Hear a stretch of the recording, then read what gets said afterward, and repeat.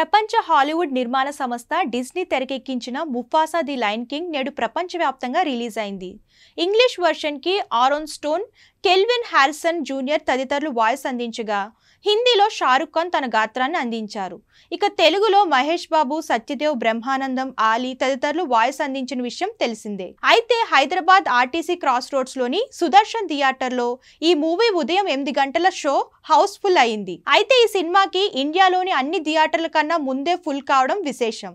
ఇది కంప్లీట్ గా Mahesh Babu fans domination. కేవలం వాయిస్ కే కటౌట్లు పెట్టి హౌస్ఫుల్ తో రికార్డులు నెలకొల్పుతున్న మ్యాడ్నెస్ ఆయన అభిమానులకు మాత్రమే సొంతం. మరోవైపు మహేష్ బాబు రాజమౌళి సినిమా జనవరి ద్వితీయార్థంలో పూజా కార్యక్రమాలు నిర్వహించి షూటింగ్ మొదలు పెడతారు. ఇప్పటికే ఏర్పాట్లు జరుగుతున్నాయి. అయితే రాజమౌళి స్క్రిప్ట్ విషయంలో ఇంకాస్త సమయం తీసుకోనున్నారని, ఏప్రిల్ వరకు షూటింగ్ మొదలు కాదని అనుకున్నారు. అయితే జనవరిలోనే ఈ సినిమా ప్రారంభానికి శ్రీకారం చుట్టడం అభిమానులకు కాస్త ఆశ్చర్యంగా ఉంది.